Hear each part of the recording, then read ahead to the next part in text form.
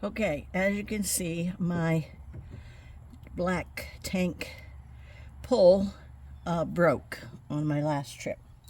So I'm going to replace it with these nice metal aluminum pulls so I don't have that problem in the future. Okay, I had to go get a pair of heavy-duty vice grips to hold this, and then you just twist this off.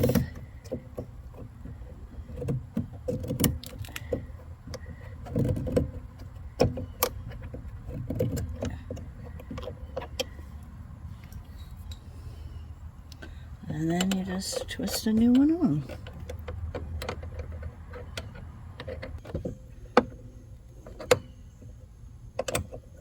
There.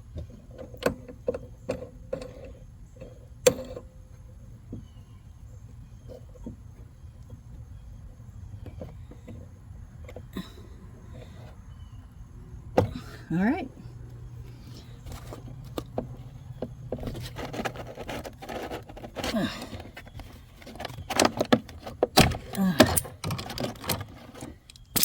All right, now we've got a nice new black tank handle. There you go.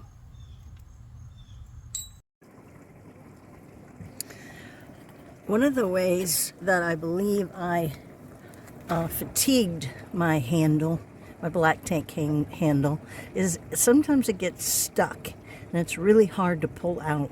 But I have found over time and experience that if it is hard to pull out, if I just pull it, if I just, work on it and just a little bit and then push it back in, then when I actually pull it out, it's very easy. And the same with the gray tank. Now I haven't, my gray tank handle hasn't broken, but I'll keep my spare handle in here in case it ever does and I can fix it. But that is one thing that I discovered. If I just, if it's hard to open, I just pull it out a little bit and push it back in, and then it pulls right out again. And then it operates easily, for the rest of the trip. It usually happens, when I'm starting a trip. So, I'm guessing it's just because it's been sitting for a long time. But anyway, so that's a handy tip on how to move your black tank valve if it seems stuck. If anybody's curious about my setup, I've actually plumbed the water in the city water in and the black tank flush together with a valve right here. So it makes it very easy for me to flush, and then I just have one single connection there into the city water. And then if I'm like at a state park or something, I just use this quick disconnect to take this off, and then I can attach. I have a whole bunch of different hoses and attachments for the various state park dump stations that I run into.